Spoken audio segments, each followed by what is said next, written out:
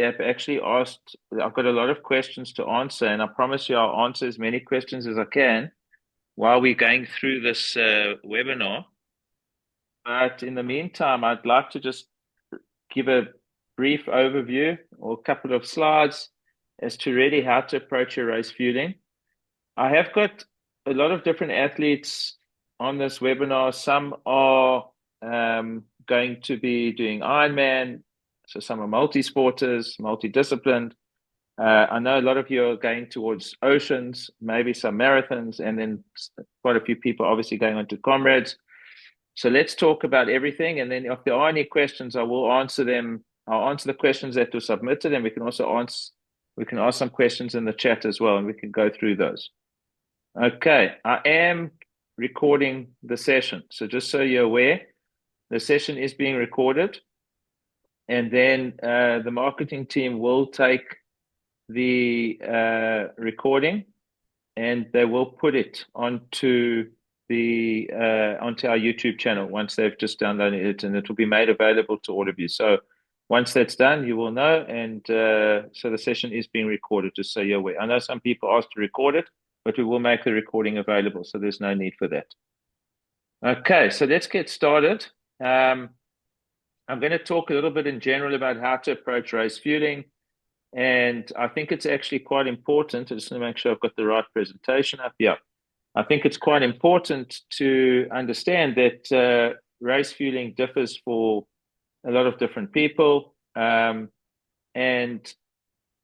the way you approach a race fueling is going to be different from one person to the next. And a lot of people discuss fueling amongst themselves, but what works for one individual does not necessarily work for another. So I'm going to try and make it as broad as possible, explain a lot of the principles around sports nutrition, specifically around endurance, and we will get into a little bit more detail a little bit later on. So don't worry where it says recap. So first, when it comes to sports nutrition, I think it's actually quite important when it comes from a race point of view. Fueling requirements are based on the duration and the intensity of the level that you're going to be performing at. And intensity, when it comes to an athlete, is absolutely based on heart rate. A percentage of your heart rate is the level of intensity you're going to be performing at. And if we break that down into different zones, and I'm going to go to this presentation over here, I'm going to switch between them. If I go to different zones, you'll notice that I've broken it down into 5 zones here.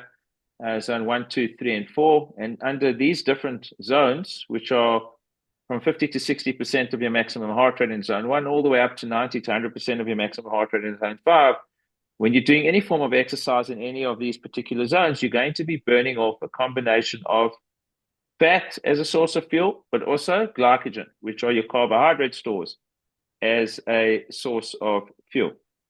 And I think it's quite important to understand that, the slides haven't changed. Sorry, I don't know why. I need to share this. Let me go back here. Apologies for that. Can you see this new slide where it says fuel tanks? Yes, we can. So when we talk about the different fuel tanks in the human body, and I was explaining this over many different webinars before, we've got 2 primary fuel tanks in the human body. The one fuel tank, which is our biggest fuel tank, is actually our fat fuel tank. And if I show you what that looks like, it's about 40,000 calories of fuel, which is a large amount. And it doesn't make a difference if you've got 8% body fat or 20% body fat. The amount of fat that's accessible as a source of fuel is huge. We've also got a glycogen fuel tank. That is a carbohydrate stores, which are primarily glycogen is stored in muscles and in the liver, but primarily in the muscles. And there we're talking roughly around 2,000 calories. So you can imagine if you're burning off 800 calories an hour, 2,000 calories is not going to last you very long. So you're limited with that fuel tank. That fuel tank is a much smaller fuel tank. And the way we engage these fuel tanks is, simply put, is by the level of intensity. Glycogen is what I call the rocket fuel tank. In other words, when you're performing at a very high level of intensity, you go into what's called a glycolytic zone. Those are zones 3 upwards, zone 4, 5. there you're burning off a large amount of glycogen. And as you go much higher towards above threshold and into zone 5, and we're talking anaerobic threshold, then obviously you're going to chew up a lot more glycogen. The fat tank is primarily accessed at much lower intensities, and then we're talking zone 1, zone 2. But there's always combinations of these fuel tanks being utilized based on the duration and intensity. So if I go back to the fuel tanks over here, you'll see in zone 1, the yellow is the fat tank. I'm using mostly fat when I'm in zone 1, which is more of a recovery zone. You definitely won't be racing in the zone. Zone 2 is what we call the aerobic zone, where most of your training's done. A very large percentage of fat is being utilized as a fuel source. Also, a small percentage of glycogen. And as you extend and lengthen the duration of that exercise session, so you will burn more and more glycogen off. Even though you're burning off less, you will burn it off more. The reason you'll burn it off more is because over time, core body temperature increases. We get something called cardiac drift. And so as your heart rate elevates over the time, while the body's losing a lot of fluid in the form of sweat and trying to cool itself down, you'll find that without wanting to go into zone 3, which is a glycolytic zone, you will naturally probably shift over a duration of time into zone 3. And this, you're really, really good at pace control and monitoring your heart rate. But most people will actually land up in these two zones. Zone 3 is what we call the glycolytic zone.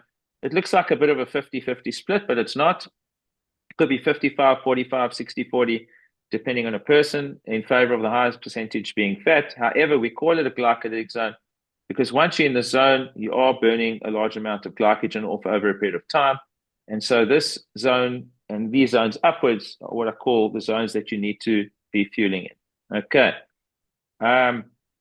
So just simply put, if I look at the human fuel tank and I look at usage by zones, when you're doing more aerobic or recovery, which is on the left side, you're predominantly burning more fat. And as you can see, this fuel tank's got two fuel sources in fat tank and glycogen tank. As you move through the zones, you'll see that you're burning more and more glycogen. You're moving towards your anaerobic zone. And so if you look at the very bottom of the arrow, zone 1, 2, etc., are much more low carb feed zones. But as you move into zone 3, 4, and 5, you've got to increase the amount of carbohydrates that you're fueling with to be able to support that level of effort. Okay. I just want to show you something over here. If you're looking at how you should be fueling different zones from zone 1 to zone 5, you'll notice that in zone 1 there, I've got less than 2 hours. You can go pretty much on water. You're going to burn off predominantly fat.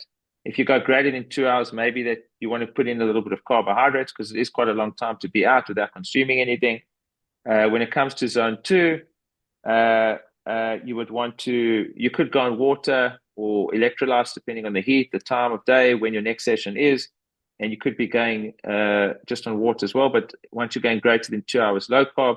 Once you get into zone 3, you'll see less than 2 hours. I've got there also low carb, greater than 2 hours, low to high carb. Then zone 4, definitely only carbohydrates. Zone 5, only carbohydrates. So basically, you'd be fueling most of your sessions. There is something that I do need to say, and this is not race related, but when it comes to training, which is quite important, you need to fuel for effort. Carbohydrates do equal better performance. So if you are doing quality sessions, if you're doing hill work, track work, functional cholesterol power testing, anything that's going to take you into these glycolytic zones, if you fuel those training sessions with carbohydrates, you will put out better pace, power, numbers. You'll do a little bit more significant muscle damage. We call that hypertrophy. And you will adapt much more progressively than anybody else that's not fueling those sessions. So people that fail to fuel quality sessions are actually holding themselves back from progressing and reaching their true potential. And fueling during an exercise session isn't just there to fuel for performance. It actually does aid the recovery process. You can recover quicker from sessions if you fuel. When it comes to males and females, and this is something that's very important, faster training, women are not allowed to train fasted. I don't care what you say, what you do not train fasted. Female endurance athletes, even female strength athletes or female hybrid athletes do not train fasted. You are very different from men. You do not control cortisol the way men control cortisol. Your hypothalamus works very, very differently. The brain is very different in females. Hormonal structure is very different in females. And so women should not train fasted. Even if it's an easy session, give yourself something to take in before. Men can train fasted, and the only time you would actually train fasted is just to maximize fat oxidation. That would be in very light, moderate intensity sessions, short to medium duration sessions, and longer sessions. But then you do need to make sure that you recover properly after that session. A lot of people say to me, but if I don't train fasted, I can't burn fat. Absolute nonsense. You still burn fat, even if you take something to eat beforehand, because you can have a low carb meal, which doesn't elevate blood sugar. You can add some protein to that, especially if you're doing strength, and you will still be able to burn off a percentage of fat. Fat burn happens throughout the day, and it really depends on what your glucose levels are sitting like in your blood. As far as men and women go, when it comes to endurance, females are far more efficient at burning off fat than males. And that's why females are so good at pace control and actually endurance sport, because they are way more efficient at burning off fat. So if you are female, ladies, I can promise you, you're not going to stop burning fat. You are efficient at burning fat. You've just got to know how to do it. Okay. I'm just going to go back to race fueling. Okay.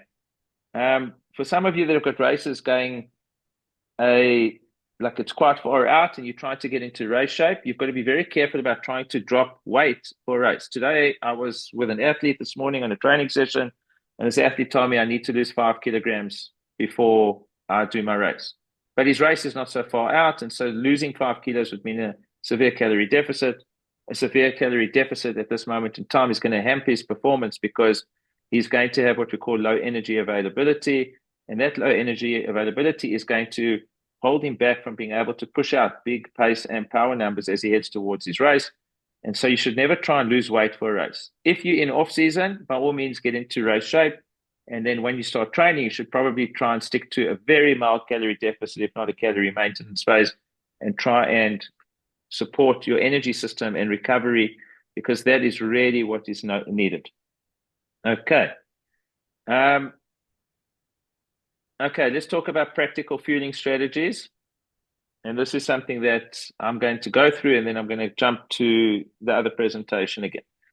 So when it comes to carbohydrate fueling recommendations, the one thing I say to people is it's not based on distance. I hear people say, I'm going to take something every 5 kilometers. I'm going to take something every 10 kilometers or 6 kilometers or 4 kilometers. Fueling is not based on distance. Fueling is based on time. You need to clock feed. You need to know what volume of carbohydrates you are going to be ingesting on an hourly basis.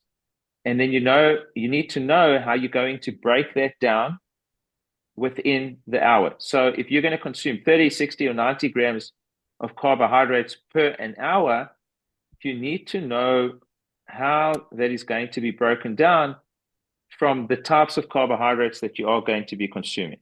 Okay, let's talk a little bit about carbohydrate types. I actually did a video today, which I need to record again because my mic died, but it actually will explain a little bit about this, and I'm going to just say this here on the webinar. When it comes to the human body, there are different ways carbohydrates are processed. You get different types of carbohydrates as well. You get monosaccharides, which are single molecule carbs, and that would be glucose or fructose or galactose, which is milk sugar. They're single molecules. We call that monosaccharides. You get then disaccharides. A disaccharide is di meaning two, is formed of two monosaccharides. So glucose and fructose bound together is table sugar in a 1-to-1 ratio. So that's an example, is table sugar. And so that's what we call a disaccharide. And then if you're looking at something like a dextrin, we call that a polysaccharide. It's a more complex carbohydrate. It is like you can think about a piece of string where you've got little monosaccharides molecules attached on either side of that. It might take a little bit longer to break down, but once it breaks down, all that gets flooded into the blood. Okay. So a polysaccharide, interesting enough, a mono and a disaccharide are classified as sugars. So, I mean, fructose, glucose, table sugar, if you look at a label, it will say sugar.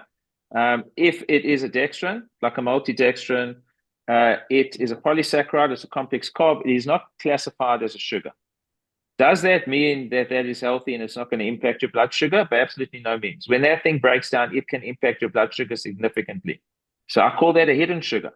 So it might not be on the label. You could go and you could see a yogurt which says it's sugar-free. And you go and look and it says, oh, well, we've got cornstarch in here, which is a dextrin. And believe me, that can actually cause some insulin spike, or it can cause some elevation in blood glucose. So don't be fooled when it says look at the total carbohydrates. Don't just look at the glycemic carbs, because in actual fact, there are non-sugars which are glycemic, and that can be a dextrin. Okay, but more to the point is that each carbohydrate that you consume is going to break down in a different way, and there are limiting factors to the amount of carbohydrate that you can consume on an hourly basis. So if we're looking at how fructose breaks down in the body, fructose is mainly processed very quickly by the liver, okay? And that then is transported. We call that a GLUT5 transporter, and that actually then gets taken up with that protein and transported, and it's either stored or it's utilized as a source of energy. And then if we're looking at glucose, for example, that's what we call SGLT1 protein transporter. That gets broken down in the small intestinal tract, and that also has limits. And generally, those limits are like 30 grams an hour for fructose and 60 grams an hour for glucose. Okay, those are what we call multiple transporter carbohydrates. When we combine them together, we're utilizing different carbohydrate channels in order to be able to maximize that processing of carbohydrates. So just as an example, if the limitation in your body, because you're unique as a human being, was 30 grams per hour with fructose, and you ingested 60 grams of fructose in an hour, chances are you'd suffer with severe gastrointestinal distress and you wouldn't be able to process and utilize that. If you are taking only glucose, like I said, you could go to 60 grams per hour. But if you're only utilizing glucose and you try to go to 90 grams of carbs per hour, you probably will suffer with gastrointestinal distress, because glucose has a limiting factor as to how much can be processed and transported over a period of time. So by combining these different carbohydrates, because they utilize different channels to be processed in, you're able to increase the rate of carbohydrate ingestion, and that's what we call multiple transportable carbohydrates.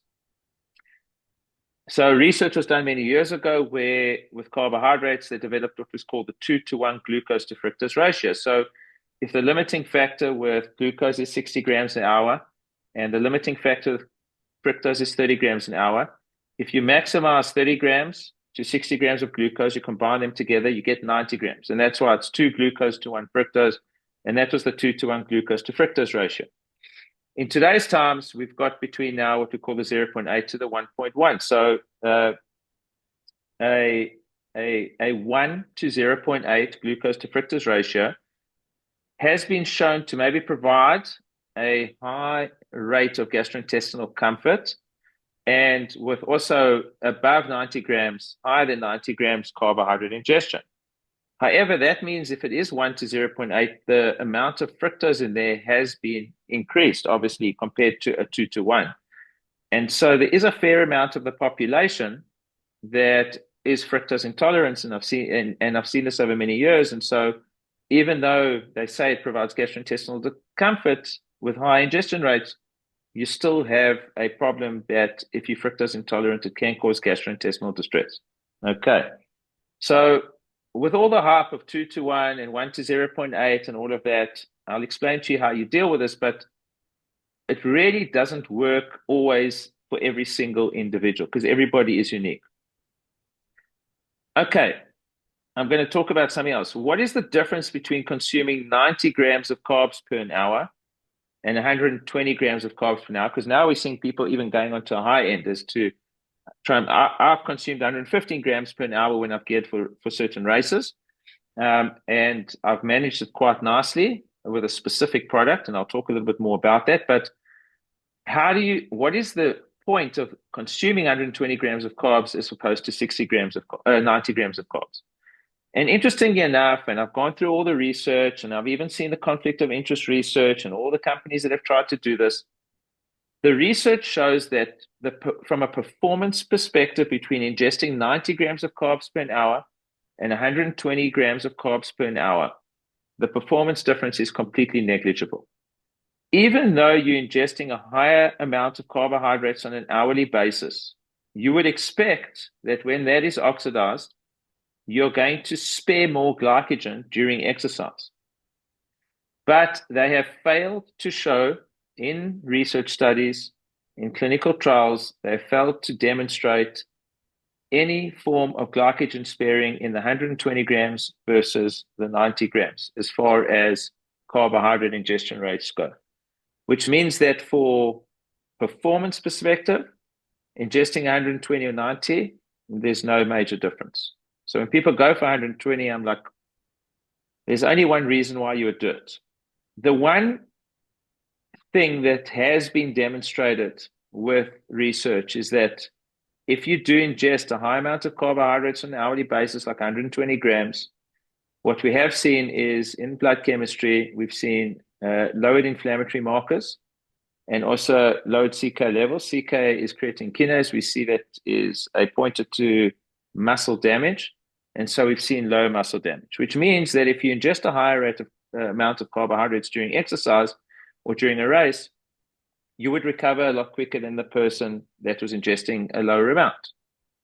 So where does it become an advantage to consume a high amount of carbohydrates like that? Simple, stage racing or back-to-back racing. Okay, that's where it becomes an advantage. So if you're not doing a stage race and you're only doing a one-day race and you've got time to recover between races, then you don't have to go and aim for such a high ingestion rate of carbohydrates. It's not necessary. But if you are stage racing and you are doing back-to-back races, that higher rate of carbohydrate ingestion would benefit you from a recovery perspective. Okay, so that's important to understand. Right, now, I think it's quite important to also speak to this because it doesn't matter if a product is suited to taking 120 grams or 110 grams or 90 grams of carbohydrates per an hour. No, thank you. I think the important thing is, sorry, I just want to make sure you guys mute there. I'm just going to try and see if I can. I think the important thing is that from a perspective of trial and error, in other words, you need to train your gut to adapt to a high rate of carbohydrate ingestion. If you've been eating or consuming 60 grams of carbohydrates per an hour, and that's what you've been doing, and then you try and jump to 90, you might suffer from gastrointestinal distress because your body has not adapted to that. It can sometimes take weeks or months to build up and train the gut to be able to adapt to 90 grams per hour. So I think it's very important to understand that you need to practice your fueling during training in order to see what your limits are. And this is what I call the tipping point method. How do you optimize carbohydrate fueling? You start off low, you build up higher over time, and you actually see if you're able to reach a high level of carbohydrate ingestion.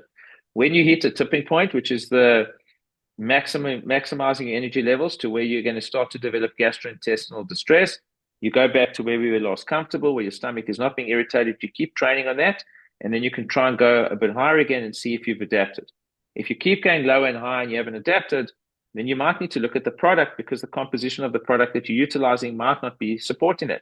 Maybe the fructose content is too high, maybe it's too low, maybe the carbohydrates are not properly stage releasing and they're not breaking down in different aspects, so you can't maximize that uptake. So it's very important to understand that if a product's not working for you, no matter how much you try and go past that tipping point, you might need to switch to a different product to be able to see if that would be better adapted to your gut to support high ingestion rates of carbohydrates on an hourly basis.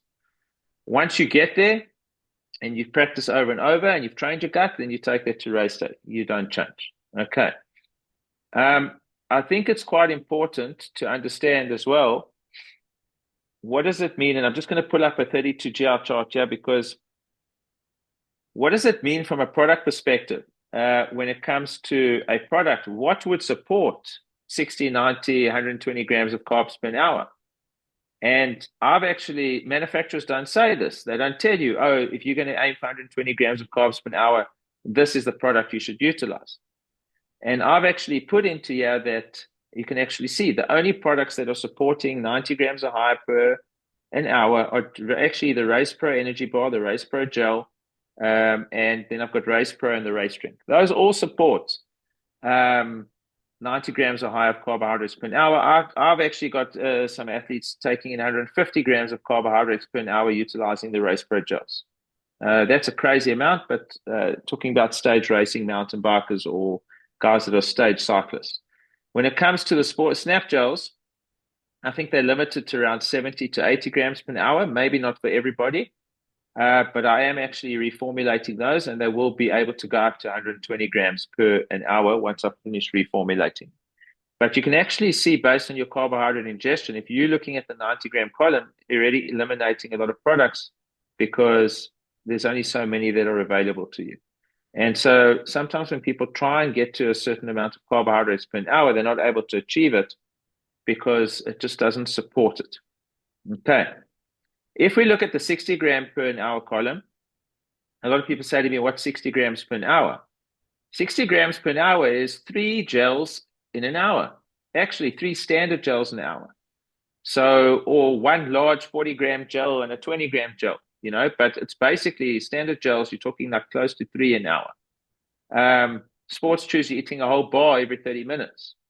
So you've got to think about, in terms of fueling, how you would consume it and what products you would utilize to get that carbohydrate ingestion in.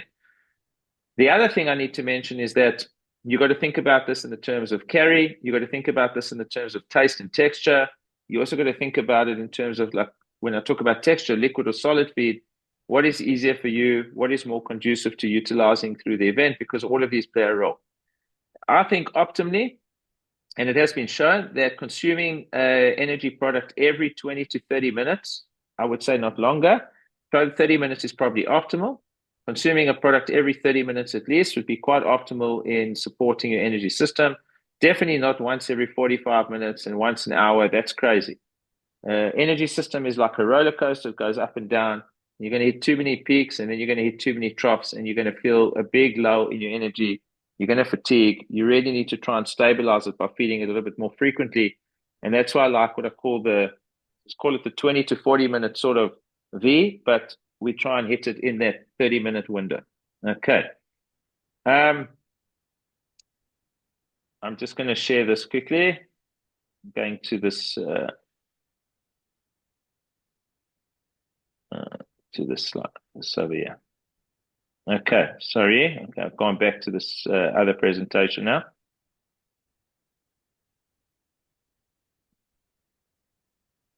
Okay, so if we get to talk about, what's this popping up here? If we get to talk about race fueling, we're talking about, from a multiple transporter carbohydrate point of view, you'll notice that most races are going a fair amount. And what we'll see is that less than 30 grams, less than 60 grams is probably not advisable from a carbohydrate point of view, because most races will probably be around the 2 hour or even longer. And you'll notice that during this window over here where this orange square is, that's where you want to be. And that would be the 60 to 90 gram or higher kind of window. And that's what I advise more in endurance sessions that are going, I would say, 2.5 to 3 hours over. You want to be here. And you definitely don't want to be sitting in the screen thing.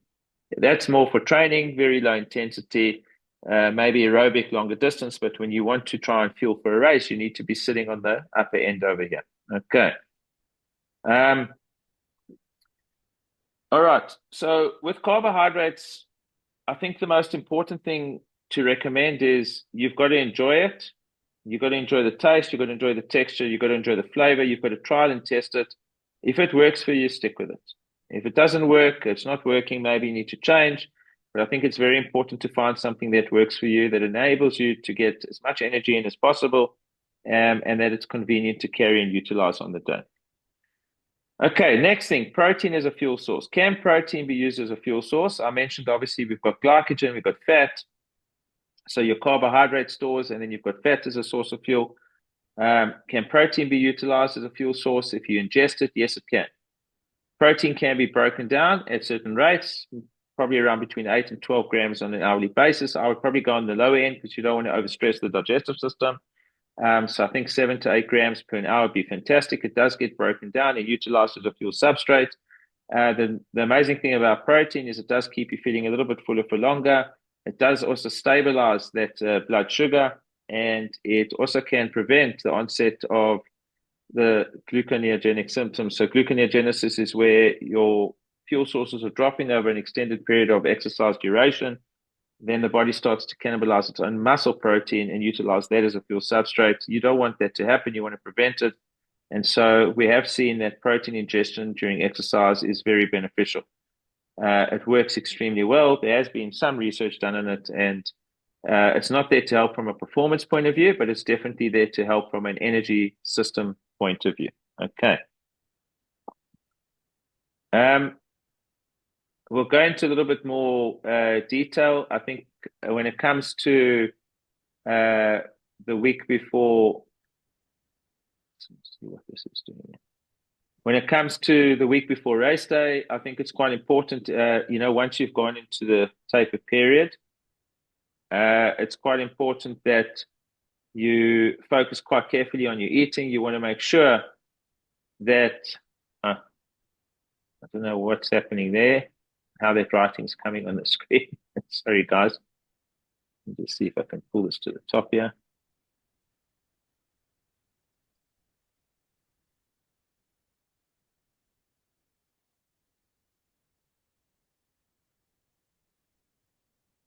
Okay, just going to go back here.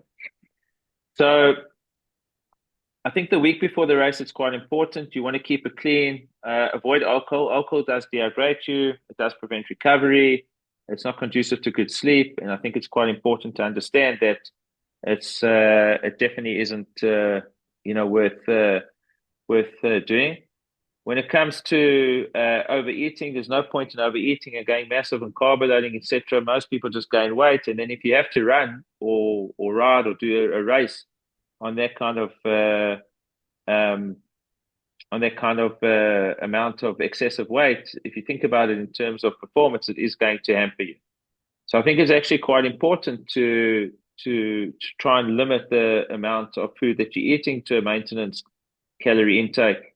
If you do want to maximize your energy level, you can lower fat and increase carbohydrates, but then you're replacing one calorie with another. So you're dropping the macronutrient of fat, you're allowing for more carbohydrate intake, and that's definitely a way you could actually it could actually benefit you. When it comes to hydration, very important to hydrate sufficiently the week before the race. You don't want to land up in a dehydrated state. Alcohol can obviously dehydrate you. So that's one of the reasons as well for not consuming it. You can go and consume it after the race if you want, but make sure you stay hydrated and make sure that you sleep properly. Don't overeat either, because that can also impact your sleep. And it's quite important to get to sort of race day like that. The 24 to 72 hours, which are the 3 days leading into the event, I think that those are very, very important, because these are like so close to race day, and you need to start preparing for race day from an energy and a hydration perspective. Again, keep it clean. You can start reducing fiber intake. Fiber is not going to benefit you for race day. A lot of people with pre-race nerves are fiber intolerant, and so what happens with a large amount of fiber intake, you might actually just land up causing some aggravation to your digestive system, and that's the last thing you need. So things that you could do are, I would say, eat white bread instead of brown bread. Don't eat seeds and stuff like that. Try and stick to sort of white things like white rice as opposed to brown rice and stuff like that. Avoid any foods that you're intolerant to. So don't go, if you are lactose intolerant, don't start to go and eat dairy, etc. There's no point in that. Don't go and eat things that you know that can cause aggravation to the gut. When it comes to alcohol, again, keep it down, keep it away. You can slightly up your carbohydrate intake. And then when it comes to hydration, I do believe in mineral loading. So one of the things I like to do and advocate is increasing your minerals quite significantly, and then trying to add in a lot of fluid then, and trying to maximize that fluid absorption, and then starting to do that. Sorry, I don't know how to stop the annotation from coming onto the screen, but I'll try and keep it away. Yeah, because I do see it popping up and down as well. Sorry, I don't know why that's happening. Okay, yeah, too.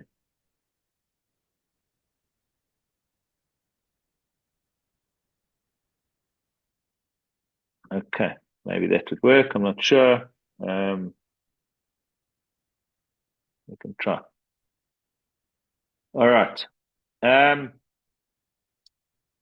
I think when it comes to upping the carbohydrate intake before the event, a lot of people like to go and they do this massive pasta parties on a Friday night if the event's on a Sunday. I'm not a big fan. First of all, everybody goes in these crowds, so maybe susceptible to catching an infection. You are at risk when your immune system's a little bit low, coming off a volume training sort of backlog. And the other thing is that if you overeat on the Friday night, you are going to battle to sleep on the Friday night. And I think that the most important thing is actually trying to get as much sleep on that Friday night as possible, because Saturday night, if the race is on the Sunday, is a very difficult night to sleep with pre-race nerves, etc. A lot of people find it a very restless night, and it's sometimes very, very difficult to get a proper and decent night's sleep before. It even gets to the extent where some athletes even take in uh, sleeping tablets because of it. Okay. So when it comes to increasing carbohydrate intake, I would say you could up it slightly, just drop the fat, but just try and keep that calorie intake stable. Hydration, mineral loading, starting 2 to 3 days before, I would definitely have an electrolyte drink, probably 2 to 3 bottles a day. Increase your sodium intake, you're increasing your fluid absorption. You're really stacking up your hydration stores, and you want to start properly hydrated in order not to be able to be impacted on race day. You definitely don't want to start slightly dehydrated, because you're obviously going to lose more fluid as you go through it. And so you want to rather start at the top and let it gradually drop, try and top it up and replenish along the route. But you don't want to start down here and then have to end up feeling dehydrated, because that definitely will lead to severe fatigue and can actually upset your entire race. And just focus on sleep. Go to sleep the same time, wake up the same time, etc. Okay. Let's talk about the day before the event. Day before an event, which is like I'm saying, if the event is on the Sunday and you're talking about the Saturday, sleep in later. Get a good night's sleep. Wake up late. I get a lot of athletes saying, "Oh, I like to wake up the same time as my race." I mean, that's crazy. You've been doing it for months. So why would you want to do it the day before? Just maximize your sleep. Get in as much sleep as possible. Sleep equals performance, and your body will also will be there better recovered. Definitely no alcohol the day before, no overeating, carry on hydrating and mineral loading. If you want to increase your carbohydrate intake, I advise to do it at the lunchtime. You can have a late lunch or an early lunch. You can go and increase your carbohydrate intake. I think it's quite nice to do that. Then dinner time, definitely a smaller to medium sized meal. You don't want to overeat the night before a race, because if you do, you're going to elevate your metabolic rate. You're going to lie in bed. Your heart rate's going to be slightly elevated. You're going to toss and turn. You're going to battle to sleep. If you overhydrate in the evening as well, you're going to battle to sleep. You're going to be running up and down to the loo. So there's no point in doing that. And it's just going to impact your sleep. You want to try and get as much sleep as possible. The night before a race, like I said, is always more difficult to really get a good night's sleep. The reason you can get away with a smaller meal the night before, and I mean, through times where I've done many races, it's even been as much as like scrambled eggs on toast for me with a bit of avo. I mean, it's like that, or an omelet and a bit of toast. I don't go eat like tons of rice and stuff. Could eat rice and chicken breast. I mean, I like to keep it clean and lean, but I definitely don't like to overeat. And the reason I say that is because the next day, which is the race day, is your pre-race meal. That's really ultimately going to set you up for the race. So that is the most important meal of the day.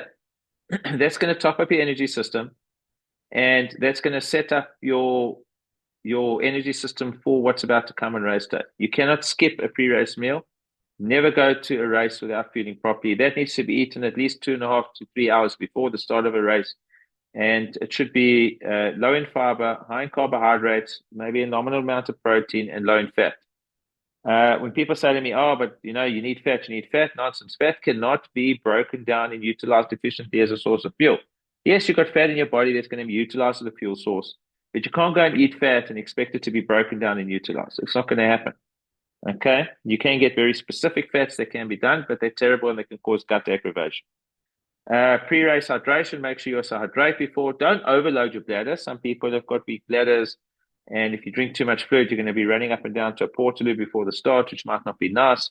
So, just keep that nominal to what's conducive to comfort. I would say bladder comfort.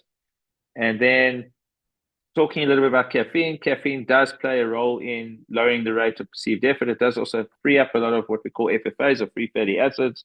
which can be utilized as a fuel source during exercise, and so it does have a benefit. Caffeine, you can take 1 to 3 milligrams per kilogram of body weight 3 to 4 hours before an event, and that will set you up quite nicely. So basically, if you're weighing 60 kgs, that would be taking in around maybe 200 milligrams of caffeine prior to that race, which is quite a substantial amount, but it does work.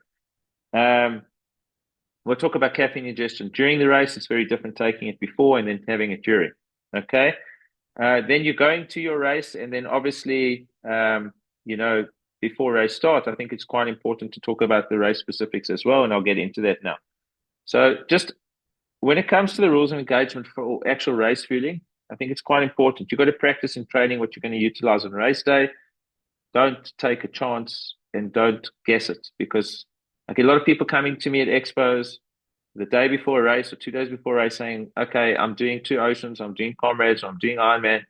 What can I do on race day? That's the craziest thing. You've been training for months. You should know what you're going to be doing on race day. So if you haven't got a plan in place now's the time to start thinking about it, practicing it, strategizing, and seeing what you can do. Unfortunately, Ironman's this weekend, so not much you can do beforehand. Oceans is the week after, so also not much you can do beforehand. But if you are going up to Comrades or you've got other events that are coming up, now's the time to start practicing for sure. So always test it during training. Remember, like I said, with the tipping point method, start low, build high. Find that balance of digestive comfort to energy, and that's quite important. Take notice of what you're consuming in the form of liquids and solids under various weather conditions. Take note of your energy levels before, during, at the end of your session. And finishing a session strong is always a good sign that you have fueled properly. Okay, once you're satisfied, test it out and take it with on to race day. All right, let's talk a little bit more about the specifics when it comes to racing.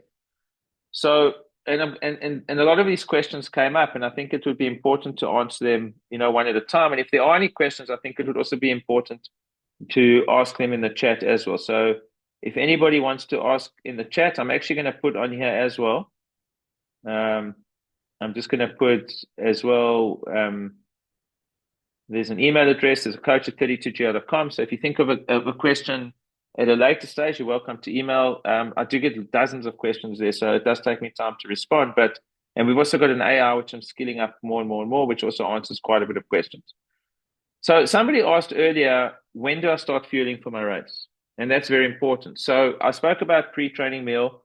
I spoke about getting to the start, and I'm going to talk, because a lot of people ask me about Ironman and Oceans. So I'll talk a little bit about more sports-specific disciplines. So let's talk about a running race, for example. You can, depending on how many hours you've got before the race and while you're traveling to the start or whatever it is, I think it would be worthwhile sipping a little bit on maybe an energy drink, or you could still snack a little bit. I wouldn't snack on anything too much, but you can still take in a little bit of fluid and get ready for that race. But I would say 10 minutes, maximum 15 minutes, but maybe 10 minutes out from the start, I would already start fueling. I would take my first gel, or I would take, if I was using a Race Pro gel, which is one of my favorites, I'd probably take a third of that gel at least, which is also about 20 to 25 grams of carbohydrates. And I would take it 10 minutes before the start. Why do I do that? Because when the race starts, the first thing you're going to do is you want to try and get away from the crowds, get into a comfort zone. And this is obviously a running race, not an Ironman. And so you need to, what we call, settle into a rhythm. And settling into a rhythm is quite important, because you need to feel comfortable, and that can take around 20 minutes. Okay. So if you're not fueling for those first 20 minutes before the race, you've already set yourself back 20 minutes of not fueling. So it's better to just set your energy levels up. A lot of people explode out of there. Your adrenaline's pumped up. There's the nerves. You need to settle down. Once you're 20 minutes in, you carry on your fueling and you clock feed. And the clock feed's going to be 20 minutes, 40 minutes, 60 minutes, or 20 minutes, 50 minutes, and 70 minutes. Whatever it is, you're going to be clock feeding every single, I would say, 20 to 30 minutes. And that's quite important. If I've got a product like a Race Pro Gel, I'm just using this as an example, which has got 75 grams of carbs, and I want to ingest 60 grams of carbs per hour utilizing that gel, it means that I would have to eat that gel and finish that gel at 75 minutes because it's 75 grams of carbs. It's a carb a minute. How do I break it down? Quite simply, I have 25 minutes, a third of the gel, 50 minutes, a third of the gel, finish the gel at 75. If I was using a normal 20 or 25 gram energy gel, it would be the same thing. I want to get, with 20 grams, I want to get in 60 grams of carbs per hour. It's one gel every 20 minutes. So you need to think about it in terms of clock feeding and you need to stick to that. You must never, ever, ever stop feeding because feeding early on is going to set your energy system up for later on. Later on is when the going gets tough. A lot of people have written questions there. How come I fade at 30 kilometers or 35 kilometers? Why do I walk the last 4 or 5 Ks of a marathon? Well, you've got to ask yourself, what did you eat before the race? When did you start fueling for the race? And how much did you fuel and how frequently did you take it? I've seen people run marathons on 10 to 20 grams of carbs per hour, and it's crazy. Like, I don't know how you do that. There's no ways you can perform when you are fueling so minimally because your body is definitely lacking in nutrients and you are going to hit the wall. You're not able to get past that. You're going to burn out your glycogen stores. You are going to hit the wall and you are going to fatigue. Okay, so it's quite important to make sure that you are consuming throughout. When it comes to hydration, you need to try and sip quite frequently. If it's a very hot, humid day, a lot of people end up with cramping, excessive fluid loss, fatigue setting in, etc. Again, you need to make sure that you're taking in sodium. Carbohydrates plus salt plus water equals maximum absorption. And that's based on the tonicity of a product. So when people say to me, there's an isotonic drink, hypertonic, HYPER, hypertonic drink, or a hypotonic drink. A hypotonic drink is better for hydration than the other two. The best way to fuel is to take in, like I said, carbohydrates with sodium and with water. So you're already ingesting carbohydrates because they're taking into the energy system. Then find a nice hypertonic drink to go along with that, and that would be like a very low to no calorie electrolyte drink, which has high in sodium, could have a bit of potassium, etc. But salt is really the key. In our range, we've got hydrate, but people don't, a lot of people don't run with water bottles, etc. So we developed those cramping salt gels. That's like carrying, it's a liquid salt gel basically. And that's utilized. You can consume it with water, and that will actually help with maximizing fluid absorption. Okay, so it's quite important, consistent feeding throughout. When it comes to triathlon, maybe some of you aren't interested, but if there are runners here who are not multi-sport athletes, I'll explain this as well because it's actually quite nice to hear.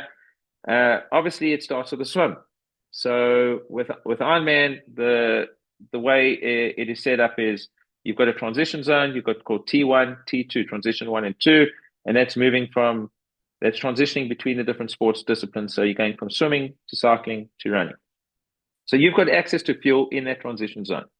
You've got 2 bags in the transition zone. You've got one which is going from swim to bike. You've got one which is going from bike to run. Think about the fuel that you want in those bags. I always leave fuel and hydration in a bag inside the transition zone, ready to grab in case I need it. Maybe I don't, but maybe I do. And that's quite important. So that's the first thing.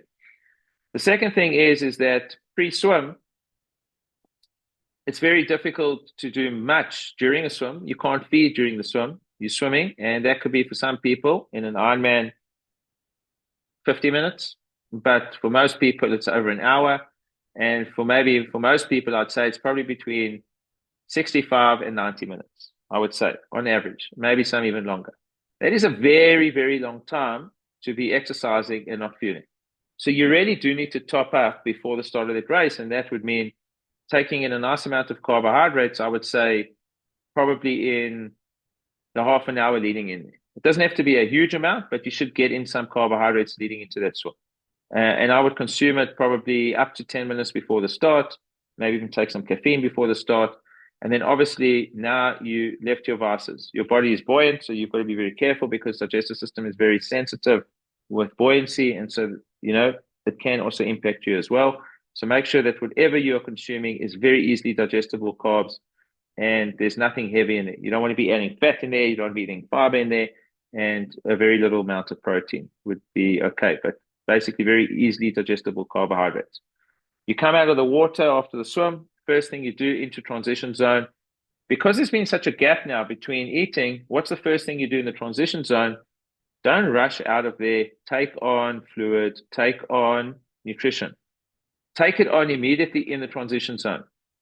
And the reason being is that you do need to get onto the bike. And when you get onto the bike, you don't want to have to, I'm going to start worrying about fueling now. You don't. You want to start worrying about how your legs are going to start to sort of get into this movement, because now you've been buoyant. You haven't been doing much with your legs. You've been pulling a little bit more with the upper body. And so now you've got to start pedaling, and you want to try and get into what I call a comfort zone or an equilibrium. So the focus is not going to be on the fueling. The focus is going to trying to get comfortable on the bike and really getting into that zone.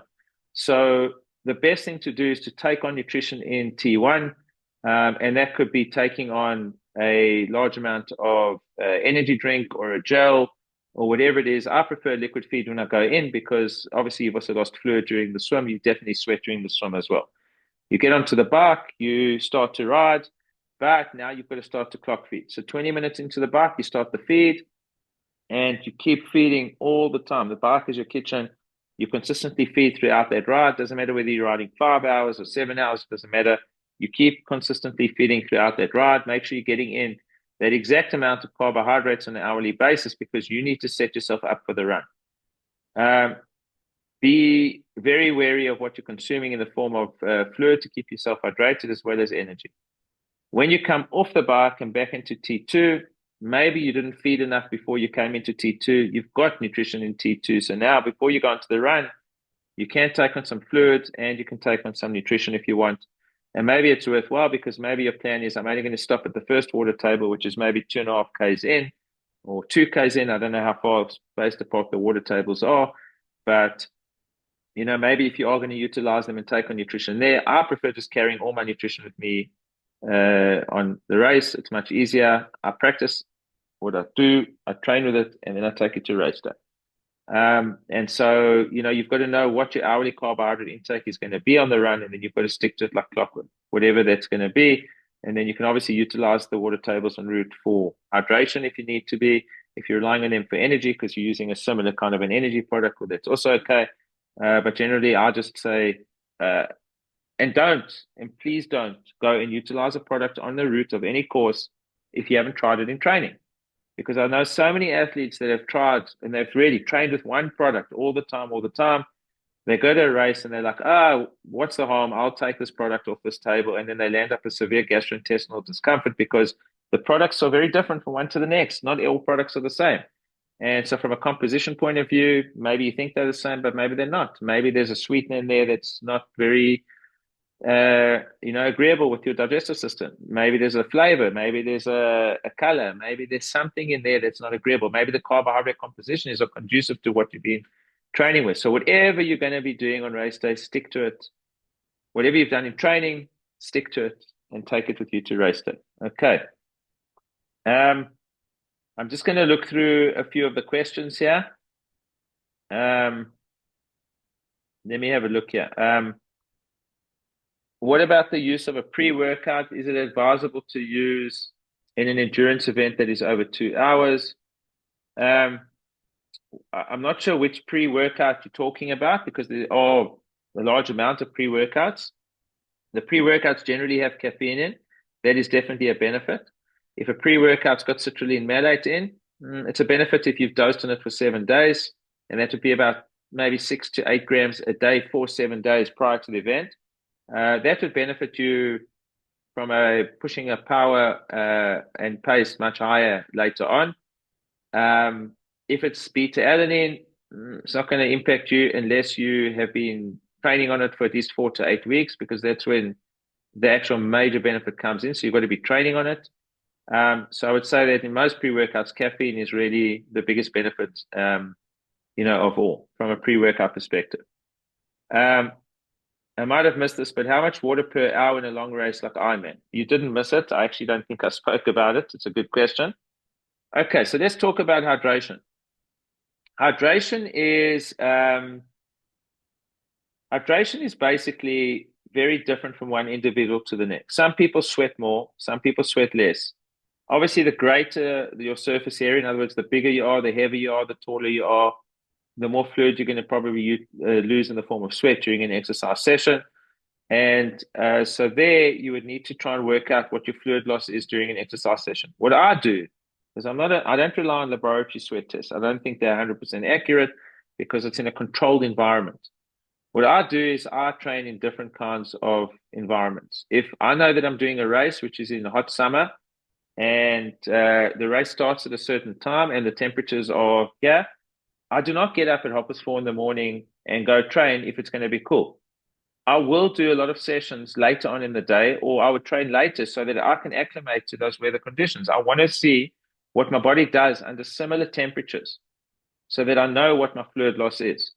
And so what I do is I weigh myself before and after a session. I look at the weight differential. So if I go out at 70 kgs and I come back after 2 hours at 68 kgs, I've lost 2 kilograms. 2 kilograms equals 2 liters. 2 liters equals 1 liter per an hour.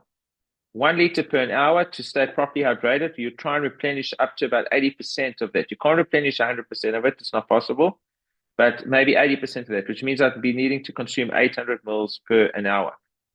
So it's quite important to understand what that fluid loss is. It's not a guessing game. I would say anywhere between 550 to 750 mils of fluid intake per an hour is quite conducive to sort of Ironman. You might find that you are taking less in early on when it's cooler, but as the temperatures climb and as the day wears on, your fluid loss will be a little bit greater. So you've just got to be, cognizant of the fact that you need to address that. But you should try it in training, absolutely, because it will give you a better idea. And obviously, you don't weigh yourself with your clothes on because the clothes, obviously, when they're wet, they're heavier. So you weigh yourself without your clothes on, get dressed, go train, come back, take your clothes off, weigh yourself. That will give you a more accurate measure of the amount of fluid that you've lost. And you want to try and, like I said, hit about 80% of that from a replenishment point of view.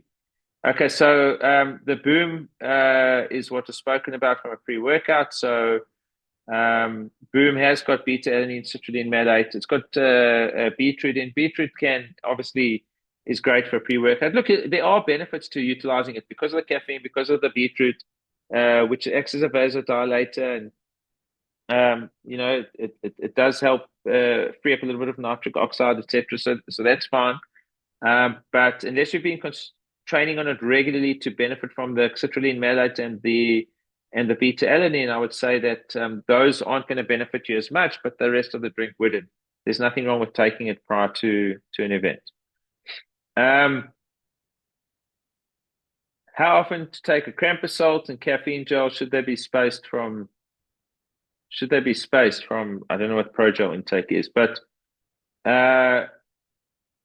gels are based on energy requirements. When it comes to caffeine. Oh, okay. I understand the question. You're taking a race pro gel, but you're taking like G shots, caffeine shots, and cramp salt with it. I think it's good to space them apart. If you're consuming, let's say, half a race pro gel every 30 minutes, which is 75 grams of carbs an hour, if that's what you're taking, then I would have the cramp salt at the 45-minute mark. And then maybe again at the other 45-minute mark. It can be taken with an energy product, but I would generally time it with a table because you want to get some water in as well.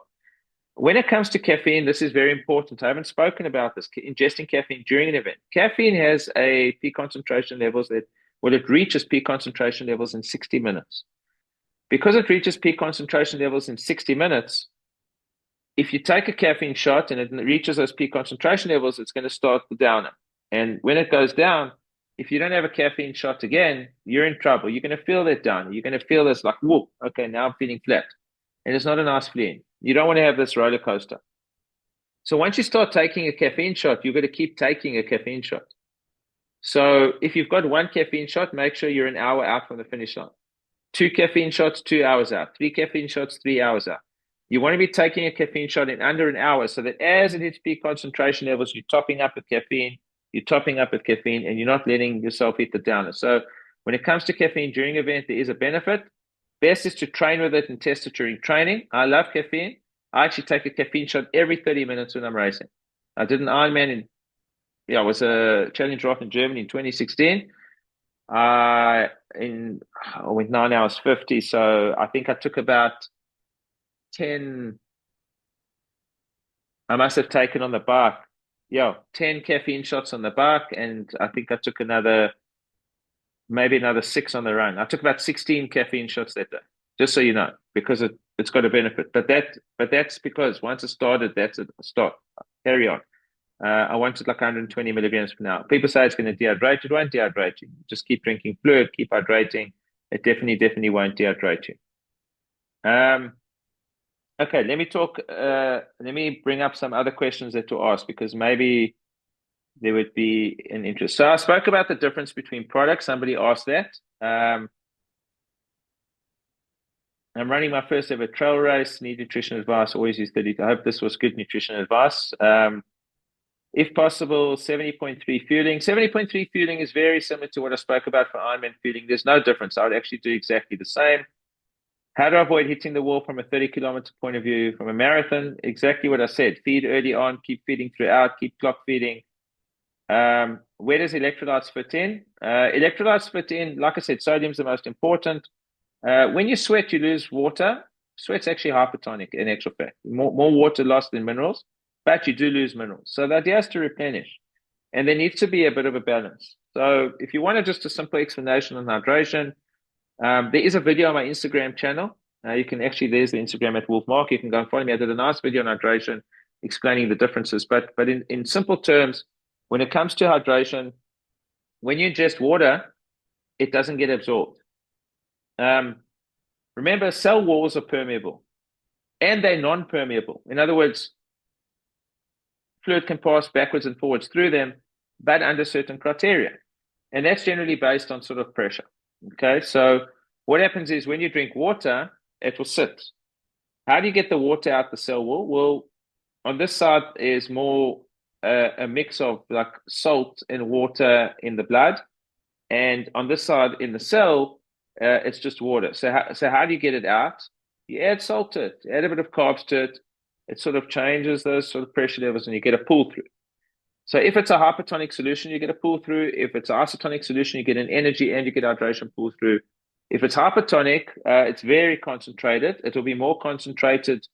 And then you would need to drink a large amount of water with a hypertonic solution, a very large amount to try and get it down to this even and get that pull through. So a lot of people say to me, why do I get cramps when I take a gel, for example? If you take a gel that's extremely concentrated, and some gels are, they're very, very thick, and you do not drink a sufficient amount of water with that gel's just going to sit. And then what happens is it's going to just start to like ferment, and it's going to start to produce a little bit of gas. And what will happen is it's like if you know how osmosis works with pressure, water is going to be reverse pulled back here to digestive tract. Why? Because this is sitting here, and now I need to try and break this down. So you need to ingest a certain amount. Some gels require 280 milliliters of water to actually get that gel into the right solution so that it gets to get pulled through the cell wall. So just understand that when you take in an energy product in the form of a solid, you do need to consume liquid to help that solid be pulled through, because a solid or a gel is what we call a hypertonic solution. And a hypertonic solution is very concentrated, needs a fair amount of water to be pulled through. Some gels are liquid gels. They've got a large amount of water in. A Race Pro gel is very much a fluid gel, for example. It's very liquid. You drink it, you don't eat it. So that gets pulled through a lot quicker, more easily. But if you're having our snap gels as an example, which are a little bit more concentrated, you want to drink maybe 100 mils, 150 mils. There is a bit of water in there, but maybe a little bit more to try and really get that amount of fluid in. So somebody wrote here, does stick to gels, choose only, and not consume food. I think that like salted potatoes en route, etc. Okay, so let's talk about that. There's potatoes and bananas en route. I did speak earlier on about the different kinds of carbohydrates, and they've got different ingestion rates. So the problem with a potato and banana is there's no real problem. It's natural food. It's going to provide you energy. I think the question is how much energy is it going to actually provide you? So when you eat a banana or a potato en route, do you know that, okay, wow, I had a third of a banana and that is going to give me 15 grams of energy. And now I need to top up with another 65 grams of energy in the form of gels to get my, I don't know, 80 grams of carbohydrates per hour. So the problem is it's not really a measurable. Unless you're able to measure, it's not a measurable. You're going because it's maybe attractive to you, because of the taste, because of the texture. When it comes to potatoes, people sometimes like the salt in them. So, I mean, you could take salt separately. A lot of people say, I eat biltong, it gives me energy. Nonsense, doesn't give you energy. It's the salt that you need. It's helping from a hydration perspective. There's no ways that piece of meat is being broken down and utilized as a fuel source. It's just too heavy. So I think the important thing is like I said, when it comes to sports nutrition and fueling, it's a measurable. It has to be measured. You want to know how many grams of carbs you're taking in per hour to support your level of effort. Once you switch to natural food, it becomes a little bit more difficult because you don't know what the volume of that carbohydrate intake is from natural food. You can guess, you can go and use an app and say, I'll have a half a banana at these tables. A half a banana could be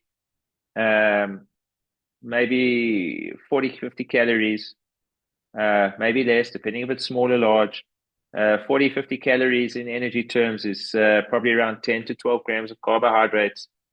And, you know, if you only ate two per an hour, two half bananas in an hour, you might end up only taking in 30 grams of carbs per hour. And that's just no way sufficient. So if I was relying on bananas as an example, and I wanted 60 grams of carbs per hour, I would need four small bananas an hour. Is four small bananas possible to eat? Yes, I guess. Is it convenient? Maybe it's not. Maybe it's not the easiest.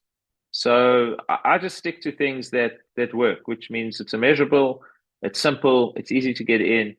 And you know, a lot of people say they can't take the taste and the texture, etc. What you could do is you could use a potato banana to break the texture, to break the taste. So you could just say, I'm going to stick to my 60 or 70 grams of carbs per hour in the form of like gels or chews or whatever it is, but I'm going to have a bite of a potato or a banana at the same time en route. And it's just to break the taste. It's just to give a bit of a texture, a bit of a taste. What's it going to do? It's going to give you a little bit more carbs. Is it going to damage your intake? No, it's giving you a little bit more energy and it might feel good. So as long as you're sticking to your plan of getting that amount of carbohydrates per hour in, I think that you'll be fine if you're adding in those potatoes and banana, and it's not going to upset that volume of carbohydrate intake. Okay. Yes, you can add a pinch of salt to race drink. Somebody wrote in the chat, can I add some salt to race drink? Yes, you can. If you've got a carbohydrate drink and you want to add a little bit more salt to it, you can take a quarter of a teaspoon, add it in, and that would increase the sodium in it. There might be 276 milligrams of sodium. You could add in another 250 milligrams of sodium if you wanted to increase it. There's nothing wrong. And that's where some people also take salt tablets as well. So there's nothing wrong with that. If you can swallow a salt tablet en route and you want to do that, then that's absolutely fine. Okay, let's look at some more questions here. I have a super sensitive stomach, very important, and become ill if I take on too much carbs in the form of endure tabs. Endure tabs, I'm assuming you mean those chewables. Those chewables are also high in fructose, just by the way. Just by the way, endure, just so you know, is a 1 to 0.8 glucose to fructose ratio. Wasn't planned like that. It was a fluke because it was designed in 2009. So it's like 16 years ago. And it actually is a 1 to 0.8 glucose to fructose ratio. But for people that are fructose intolerant, can impact their gut. So is the Endure tabs right for you? Maybe not. Also, are the tablets really giving you a lot of energy? Let's talk about Endure tabs. Endure tabs, yes, you can put them in your mouth. But a whole tube, which is 10 tablets, is 44 grams of carbohydrates. So if I'm going for 60 grams per hour, I need 15 tablets an hour, let's say. 15 tablets an hour means I need to take 5 tablets every 20 minutes or 3 tablets every 10 minutes. Not the most convenient feed. In conjunction with another carbohydrate product, it would probably be a better fuel source.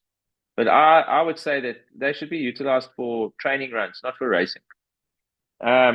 where you're taking a low carbohydrate intake in. So if your stomach's sensitive, if for somebody with a sensitive stomach, I would say the Race Pro range is probably the best because we use something called a cyclic dextrin. A cluster dextrin is a very expensive carbohydrate. It gets really absorbed rapidly through the gut and reduces the stress on the digestive system. I mean, that's my go-to for people with sensitive digestive systems. And like I mentioned earlier, we've got athletes that are taking 150 grams of carbs an hour using Race Pro gel. It's crazy, crazy volumes. I don't think there's a necessity to do that. It's quite an expensive exercise to do that. I really think that still you can get away with, 90 an hour and you'll be fine. Okay. When do you start feeding? Like I said, before the start, not during. Somebody wrote here, I eat a pre-race meal before the start. I know I should eat a pre-race meal before the start. How and when do I eat the coffee shot, cramping salt intensity gels? Okay, I think I've really broken that down quite a bit. One thing I really want to mention is don't make a soup, please, because if you take a gel, like a Race Pro gel is designed for maximizing carbohydrate ingestion over an hourly period and keeping the gastrointestinal distress as minimal as possible. If you go and take a gel like that and you add chews and you mix it with the gel, chews have got a slower, more stability carbohydrate. These are quickly absorbing and rapidly absorbing carbohydrates. Now you take a slow carb and you take a quick carb and you combine them together. How can you say the quick carb didn't work or the slow carb didn't work or I had gastrointestinal? You're making a soup. Every single product is designed for a very specific purpose, for a specific function. Why mess with the function of it? Why go and modify it? If I tell you go make a vegetable soup, you go make a vegetable soup. You don't go add eggs to it and coconut oil and meat and chicken and tuna and fish. And that's not a vegetable soup. And that's what people do during racing. I find it crazy. They take a gel, they take a nougat bar, they take jelly tots, they take biltong, then they take potatoes, then they take a peanut butter sandwich. And they've got no idea what the volume of carbohydrates they're ingesting. They don't know how much fat, they don't know how much carbs. The stomach is already under stress because you're diverting blood away from the digestive tracts to the surface of the skin to cool the body down because you're doing intense exercise. And so the important thing is that you really do need to try and figure out what's going to work for you. From a point of view of the functionality. So keep it simple. I would say 1 or 2 products is more than enough to get you to a finish line in a very long period of time. I've done long distance triathlon. I've done short distance triathlon. Same feeding strategy for both. Same one product from an energy perspective, one product from hydration perspective, and yeah. We actually sponsored an event, which was Ironman Middle Eastern Champs, actually, in 2022. I was invited to go race, and I went and raced the half distance. I was running on the course. There was 32G on the course. I trained on Race Pro. Race Pro wasn't on the course. On the course was Endure, on the course was Chews, on the course was Gels, but it wasn't Race Pro. I trained on Race Pro. I ran around the course with my Race Pro. I did not touch any of the product from the tables. One of the athletes that known me was upset. He says, "What, you don't even use your own product?" I said, "No." I said, I can't use that product. And he goes, "Why?" I said, "Because I didn't train on it. I didn't train it. I trained on another product, which is the Race Pro, and you guys don't have it on course, unfortunately." So it just goes to show that you still got to train your gut and utilize what you are going to take on race day. Someone asked, can they use... okay, hold on. Before that question there. Can I use a caffeine energy shot throughout my race for energy? Caffeine shot is not energy. It's not carbohydrate energy. A caffeine shot is mental energy. All it does lowers the rate of perceived effort. So when you're running, gives you a bit more of a euphoric feeling. You'll feel good. You'll be able to run a certain pace, and the pace will feel a little bit easier than it would if you weren't taking the caffeine. That's really what caffeine does. In some cases, got a sports scientist overseas in Taiwan who was running tests on athletes. He noticed after the consumption of caffeine, there was a slight drop in their heart rate. That's also very beneficial during an event. It's not really scientific research study that we can access and utilize as some clinical data and study to say this is it. No, that's what he picked up. But it would be nice to do some kind of a broader study. How often and how much should I take race per gel along 56-kilometer race? Should I mix with intensity gels on the road? No, I wouldn't mix it with anything. Race pro, single source speed. You take it, you stick to it. 4 snap gels, 4 of those intensity gels fits into 1 race pro gel. So I don't see the benefit. You're either going to take one or the other. I wouldn't mix them. I mean, if you want to take one as a backup, just in case you don't have enough nutrition, and you feel you need a kick to the line or something, it's fine. But Race Pro absorbs at a massive, massive rate. It's a really unbelievable product, and to be honest, I think it's more suited to an ultra race like a 56K like Oceans. Can I use the 32GR race drink together with the Race Pro gels?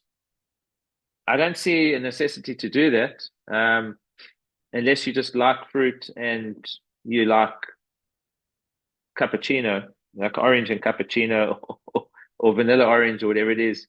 I mean, you could mix them, it's not a problem, but just make sure you understand what the volume of carbohydrate ingestion is, because race per drink is 68 grams of carbs, race per gel 75 grams of energy equivalent, carbohydrate equivalent energy. It's actually 68 grams of carbs plus 7 grams of protein. So that all gets broken down. You've just got to make sure that if you drink, like, say, half a bottle of Race Pro, which will give you the 34 grams of carbs, then you would only really need, you could take a whole gel or half a gel. But yeah, actually, you could combine them. But my preference would be, if I was cycling as an example, would be to take Race Pro gel and use Hydrate in a bottle from a hydration point of view, because it's got a much higher mineral level. If I was running, I would just take the Race Pro gels. I actually dispense them into a soft pouch, close to 3 gels in a single soft pouch with a bath bell. It's immeasurable, squeeze it, and it's just one easy thing to carry and utilize throughout an entire route. Just some more questions that people asked here.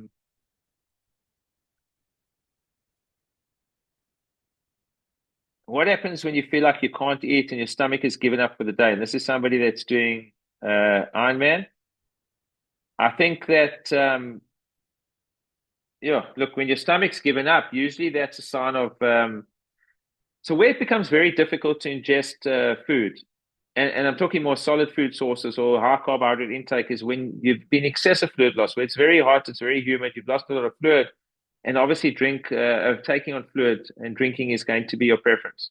I still think you need to try and take on then a liquid feed, and just increase your fluid intake. I would say try and get as much salt in as possible, but keep taking in the carbs along with the fluid, because the combination of the three, like I mentioned earlier, will maximize your fluid uptake. And the problem is that usually does happen in a very dehydrated state, is when you feel like you just can't take on any more food because you've lost too much fluid and the body is not interested. It just wants to take on fluid. So taking on fluid means taking your carbohydrates in the form of a liquid feed, taking on water, taking on more salt, trying to maximize fluid uptake, and eventually it should stabilize and you should get a second wind, and then you should start to refeed properly again. I don't know if that helped. Somebody wrote here, what's the easiest refueling bars gels to take and give the body a boost during a race? No such thing as a boost. It's not like, I'm going to take something, the rocket burners go off.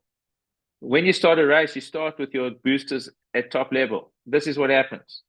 This is what you want them to happen. You want them to stay stable. So you feed to keep the stability.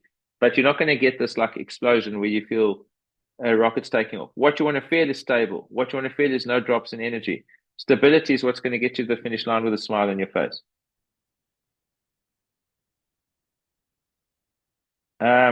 Somebody wrote here, is a carb drink and hydration pack necessary to take along? I mean, you don't need a drink. I think it depends on the race, actually. Like I said, convenience of carry is so important. What should training look like in the last week before the race? Well, not much training, to be honest. I guess it depends what race. You've got to focus on reducing the load, recovering, keeping the legs sharp, to probably consist of maybe if we were doing a run, maybe 3 or 4 runs leading in, a little run the day before the race, maybe a bit of fartleks or strides a couple of days out, but nothing excessive. Making sure that you get to race day quite fresh. As far as Ironman goes, I think week leading into the race, last swim, sort of last bike, last run, maybe swim recon, a little bit of a spin out the day before, maybe a bit of a run the day before, but also nothing excessive. The training's done. The training's done. You just got to get to race day healthy and fresh. You don't want to sit doing nothing though. You need to keep the legs moving a bit. Otherwise, they can also feel fatigued. Um,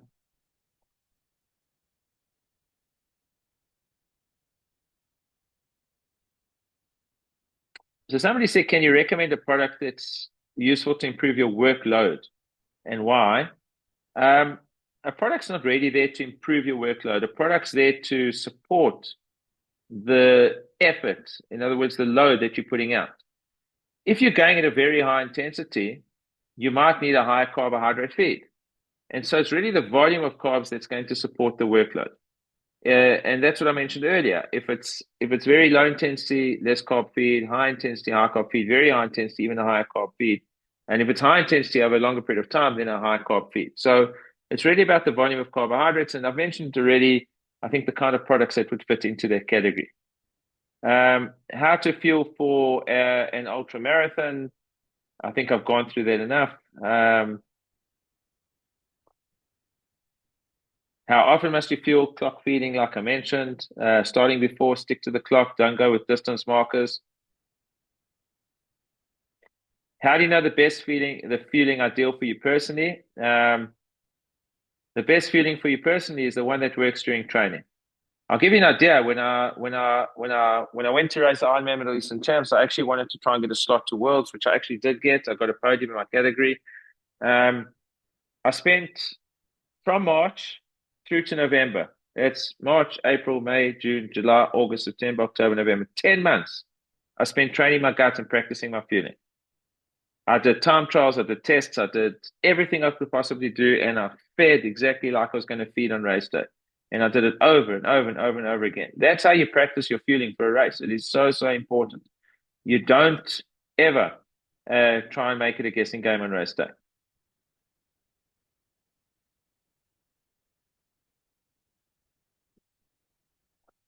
Somebody mentioned taking amino acids. If somebody's got protein, that's amino acids when you're taking it along with carbohydrates.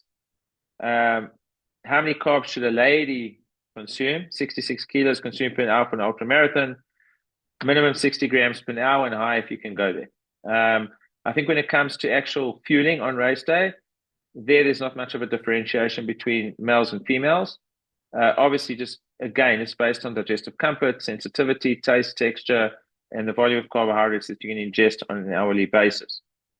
What to use for pre-race, what to use. Okay, so pre-race, like I said, okay, well, I actually didn't say what kind of pre-race meals there are. And maybe that's a very important question. Um, I did mention the kinds of attributes that a pre-race meal has to have. It has to be low in fiber, low in fat, nominal amount of protein, and high in carbohydrates. So what would that be if I look at natural foods?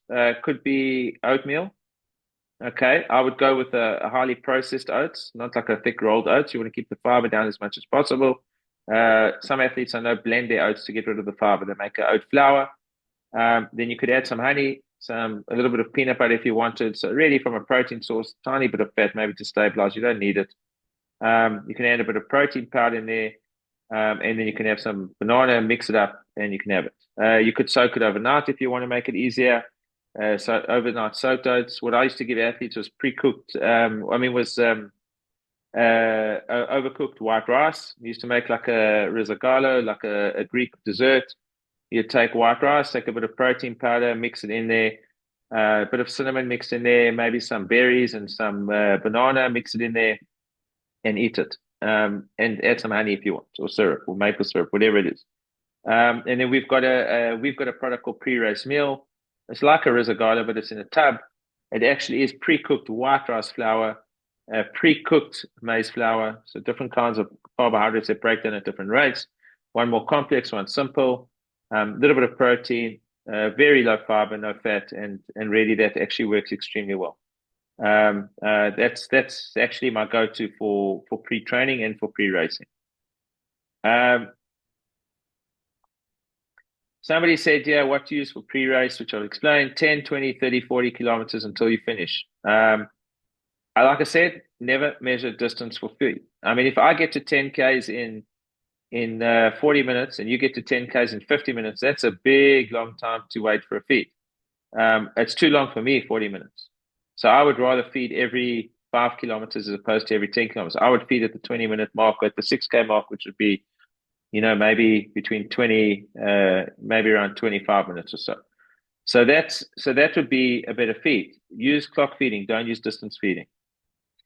Cramping is a very, very important question. A lot of people haven't asked about cramping. This is the first cramp one, and I haven't spoken about it, so it's important.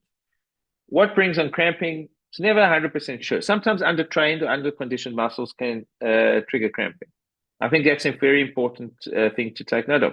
You've got to train the body to cater for certain conditions.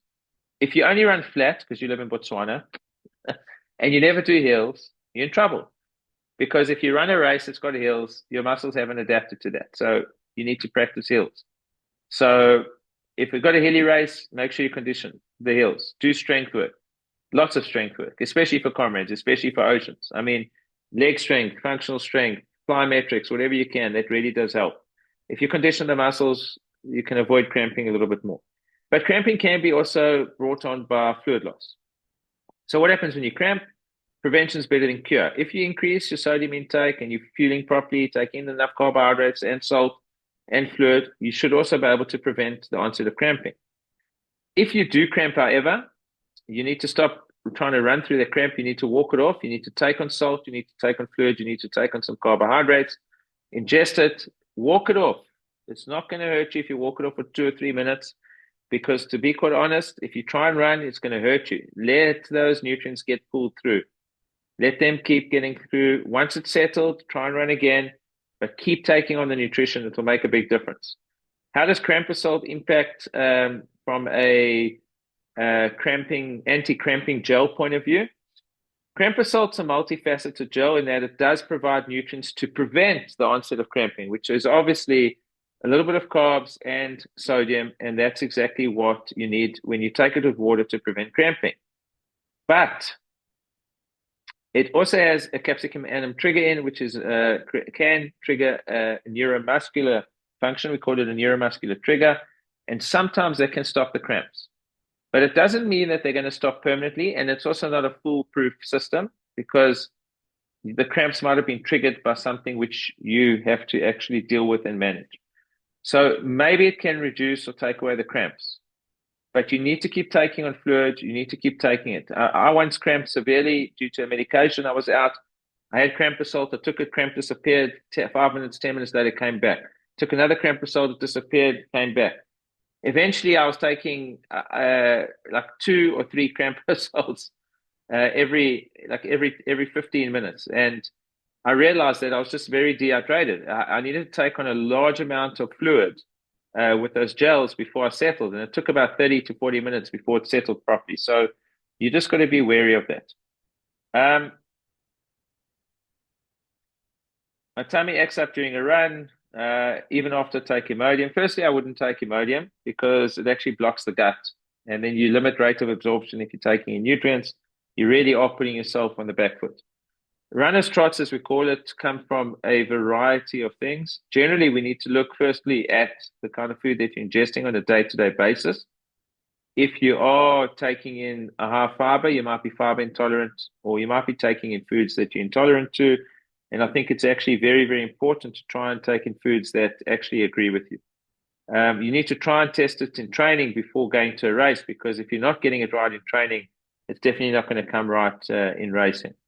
So the diet needs to be looked at. You need to see if there are any foods that can be eliminated, which might be aggravating, even triggering what we call the runner trots. Sorry, there was a question on the chat I saw that popped up. Should I pour cold water if I feel a cramp? Absolutely not. That will cause more muscle contraction, and that will cause worse cramping. I'll never forget, a friend of mine was running, I think it was maybe his first, second comrades, or first time maybe down Fields Hill. He cramped severely down Fields Hill, got to the bottom. Some bright guy sprayed him with one of these free sprays. Man, he lay on the floor, legs were locked, he couldn't move. Rather warm, rather warm. Rather if you can get some heat, that's different. A hot rub would be better than ice cold water. Ice cold water causes muscle contraction. It's not something that you want when your muscles are already contracting. Um, okay. Let me just see.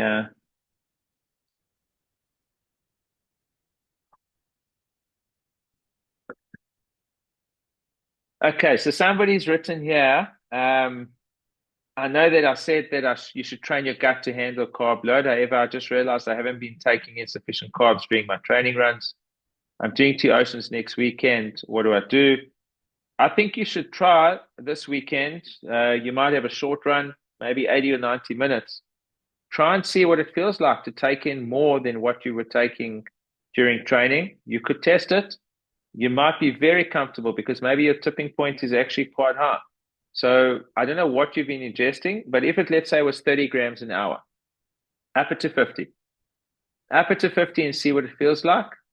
And split that feed maybe over 2 or 3 feeds in the hour and see what it feels like and then see what happens. If it does work, then I would already say up that for oceans to that amount, and you'll probably feel a lot better on the day if you cope with it. Absolutely.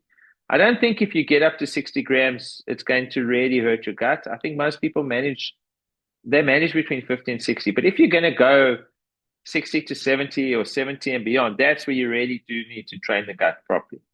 But for people that are what I call training low and racing high, that's a very dangerous thing to do. If you're on a keto diet or you're on a low carb, high fat diet, or you just hate carbs because they're the biggest evil that hit the planet, I'm sorry for you. Carbohydrates have been shown over and over and over again. It's the only macronutrient that can help improve performance. I've got 4 scientific research studies, which I could pull up here for you now, which shows degradation of performance over time, not even on a keto diet, just not even on a lower carb, higher fat diet compared to a mixed diet. We see that people that eat carbohydrates to support their training progress, better power, better pace. Those that don't, they never really progress at the same rate, and we actually see drops in power and pace over time. I was once ketogenic for 2 years. I understand the pitfalls quite well. And I ran blood tests on myself every single day to make sure I was in a state of ketosis. Yes, I was fat efficient. I could go hours with water and burn off lots of fat. But my power numbers, my pace numbers, even my immune system function, they just all dropped. I went back to eating carbohydrates. Man, it was like putting rocket fuel back in the engine and it never looked back. And my immune system got stronger. I hardly ever got ill. So it really does support that exercise and recovery. Carbohydrates are really only a problem if you've got an endocrine system function, your pancreas is not secreting enough insulin because maybe you're insulin resistant, or you have got you're pre or you're diabetic. But during exercise, you will not get a blood sugar spike if you are exercising.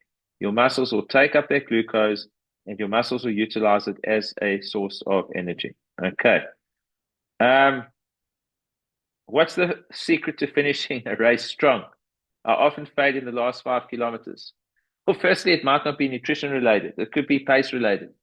I spoke to an athlete today, for example, oceans. A lot of people like to build up a cushion in 42 Ks and then they try and get over Constantia and try and finish the race strong. That's not the way to run a race like that. The way to run a race is to go out conservatively, control the pace, and make sure that you've got enough energy in the legs to finish a lot stronger. I think the race at Oceans only begins when you climb Constantia.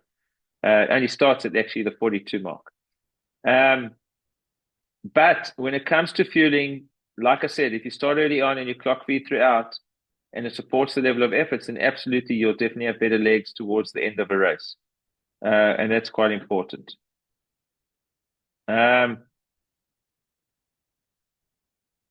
Okay, somebody asked here, how would adding a tablespoon or two of honey affect the effectiveness of race pro? You can't combine them. Absolutely not. It would impact the absorption rates of race pro if you took them at the same time. Race pro absorbs so rapidly, you would never need to add honey from it to it. It's just crazy to do that. You should rely on the gel on its own. You can add honey to your pre-race med, etc., but there's no need to consume honey along with it.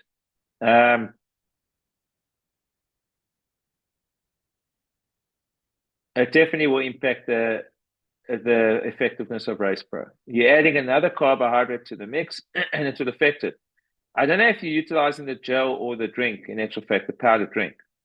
But it will impact the functionality of it. I haven't tested it with honey in there, so I would need to test it, and then I could run lots of different testing to see how it would impact it. I can't tell you now, but I'd need to run some kind of a trial to see. Okay, so if you see, like when it comes to making a concentrated feed solution, I think that Race Pro is great for a cyclist. But if you're going to use it for running, switch to the gel. It's much easier. It's got a flick lid, easy to carry, easy to squeeze, reseal. There's no problem there. I don't think that powdered sachets are great for the running. That's why the gel's there. I think it's more for a bottle on the bike. But here I can carry a single bottle, 500, 400, 300 ml. Again, if you're a runner, I would rather go with the gel as opposed to the powder. I think you're better off. Also, just so you know, the Race Pro gel's got 300 calories. The Race Pro powder serving is 276 calories. I think the one is 276, the other one's 270. So you're talking about even 40 calories more in the gel than there is in the drink. And this person actually is a 259, a sub 3 hour marathon runner. Go with the gel. Absolutely go with the gel, liquid feed, better absorption rate. Absolutely go with the gel. And at that pace, I'd try and get in 90 grams per an hour, especially if you're going to try and aim for like a 240 marathon.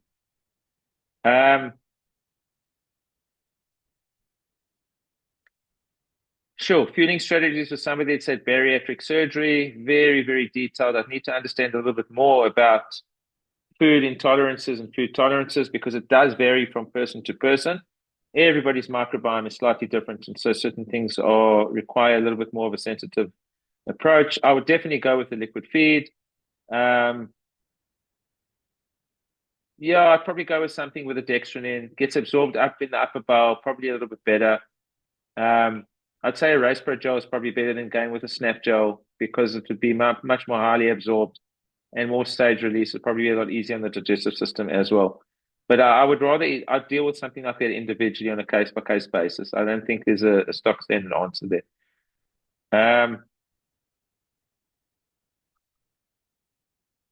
Okay. Do you suggest decanting the Race Pro gel to a water bottle during cycling for easy transportation? Um, no, I wouldn't. I mean, when I cycle, I just carry the Race Pro gel in the back, and I mean, because it's got a flick lid, I just squeeze it and close it and reuse it. However, I do decant the Race Pro gels into a squeeze pouch. And those squeeze powders, soft pouch. So we've got like, for example, 250 ml soft pouches. I can decant 2.5 gels into those soft pouches. And then I've got one thing that I carry with a bike valve, and it's easy to measure because if it's got a measure on the outside, I can actually see if it's 50 grams, 100 grams, 150, 200 grams of carbs. So as I'm drinking the gel, I can see it going down. And then in my water bottles, I just use a hydration product. And that's what I've advised for people that are also doing stage mountain bike racing, etc., because it's way less technical. It's way easier. If you're on a technical route, it's very, very easy to utilize. Um,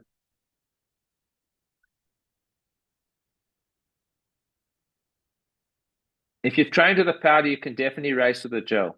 Absolutely. The gel is actually easier on the stomach than the powder. The powder is hygroscopic. And so because it's hygroscopic, it just pulls a lot of fluid into it. It's a lot thicker and a lot heavier. The gel's a lot lighter on the digestive system. So I've switched from the Race Pro drink specifically because before we had the gel, I was utilizing the drink in a concentrate only, and I was utilizing it as a fuel source. Once I switched to the gel, it was like, wow, okay. And that's it. In the gel, I was managed to maximize my ingestion levels to a much higher rate. Just let me see a couple more questions and then we can call it. And then if there are any other questions, please, man, just feel free to email and I'll try and get to them as much as possible. Somebody says, how many gels do I need to take for a race for 2 oceans? But I'm an average runner. I don't know what an average runner is. I need to look at heart rate data, pace data. I know some average runners that run oceans in under 4.5 hours, and that's an average runner. I know average runners that can run oceans in even faster time. So I guess it's just a matter of understanding what kind of pace you run, what kind of heart rate data you're looking at. But again, I would say that the longer you're out there, the more you need. So try and work out that amount of carb ingestion. Don't go under 60 grams per hour. I would say 60 is the bare minimum for a race like Oceans. I would try and build it up and get closer to, and if you can't get to 90, then don't worry about 90. But then you're looking at between that 70 to 80. You could try and aim for around a gram of carbohydrate to kilogram of body weight. If you are, I'd say, like under 80 kgs, you could try and aim for that. Like, I want to take 0.8 to 1.1 gram of carb per kilo body weight. That might be something that you can aim for.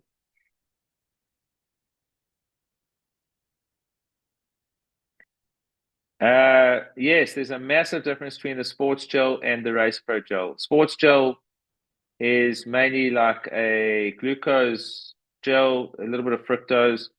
It gets broken down at a specific rate. Race pro gel has got uh, much more carbohydrates in. It's got the cyclic dextrin. It's got glucose. It's got fructose. It's in a specific ratio to maximize the absorption rate, and it's got a little bit of protein in. So a big difference between the snap gels and the race pro gels. Very big difference.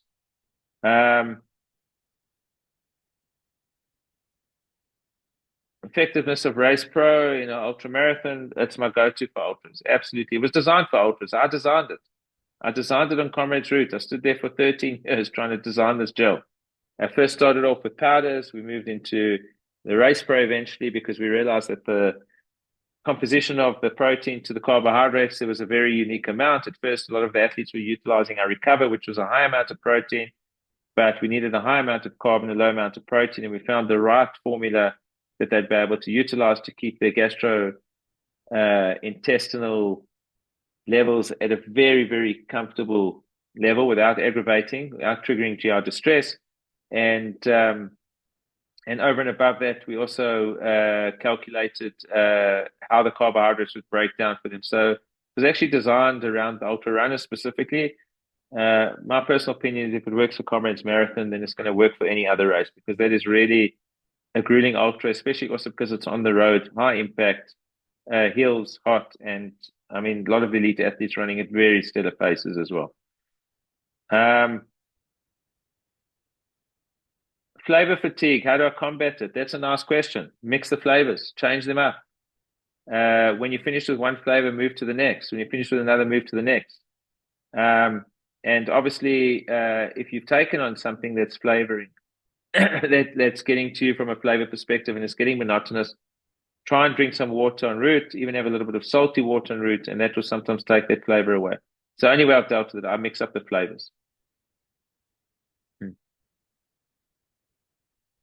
Somebody wrote, last climb before the end with 2 oceans. Yes, it's called Constantia. My legs do not want to move anymore. What would your advice be? My advice would be run the 42 a bit slower, feel properly, and when you get to Constantia, you'll feel a lot fresher to get over the top.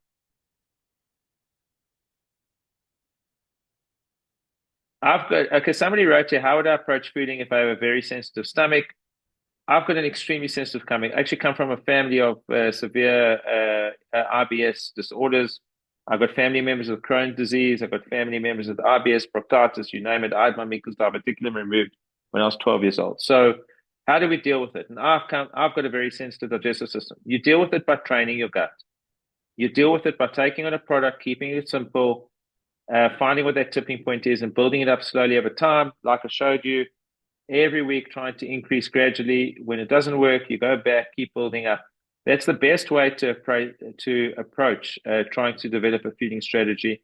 And you also need to mix up the products and see which product works the best for you. Sure, I'm not going to get through all these questions. There's a lot of questions on cramping, which I hope I answered. Okay, there's a lot of questions on comrades. We are going to do some comrade-specific webinars, and we will get to that, so don't worry. A lot of education coming around comrades as we head towards the event.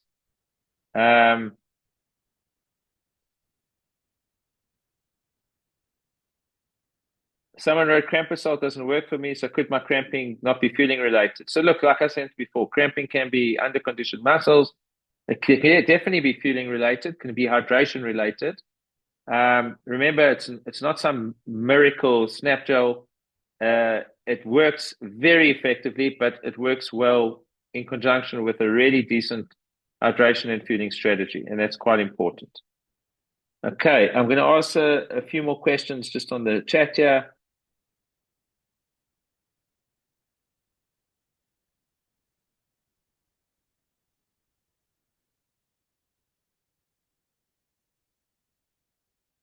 Somebody wrote here,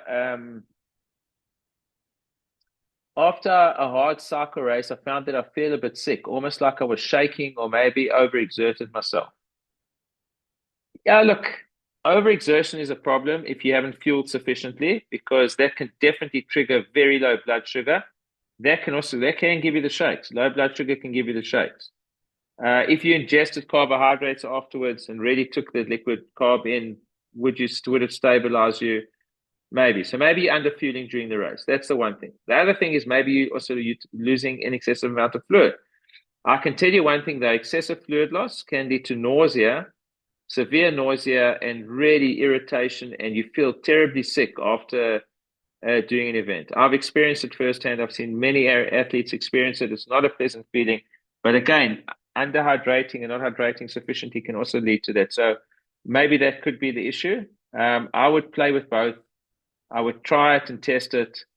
Try and maximize your carbohydrate intake. Try and see what that fluid loss is during training, and actually see if that does resolve it. If it doesn't resolve it, then the best thing to do, and this is what we do with some athletes, we make them go extremely hard during training, and then we run blood tests on them straight away, immediately afterwards, and we see what is going on in those bloods. Is there anything that's going to show us a deficiency? Is there anything that's going to show us something that's missing?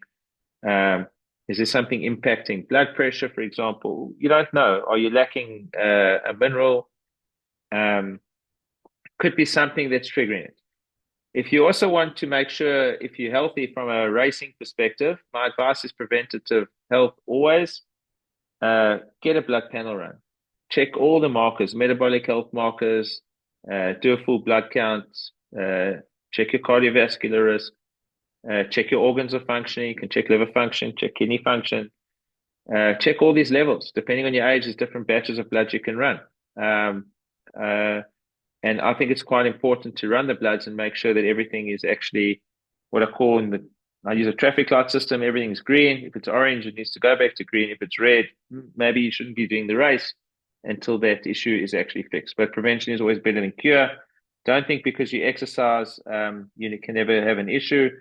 Yes, exercise can be healthy, but if you have got an issue in your exercise, you're putting more physiological stress on your body. And because you're putting more physiological stress on your body, you can actually cause an issue. So it's always worth visiting a GP. People go for services when their cars are up for a service. And if you miss your service, you might be out of your warranty. So you can't miss the service. Doctors don't have the time because they're very busy. I take my hat off to them. But I mean, they just don't have the time to phone their patients and say, hey, come for your 6-monthly checkup or come for your 12-monthly checkup. Because your car might need a service. Your own engine might need a service. It's up to you to book that appointment, go to the physician, get tested, and just check. After Ironman had 2 sips of water, started vomiting excessively. BP was 73/64. Dehydrated, absolutely dehydrated. Excessive fluid loss, not underfueled, excessive fluid loss. Excessive fluid loss, I've seen it many times before. Your blood pressure changed because you lost a lot of fluid.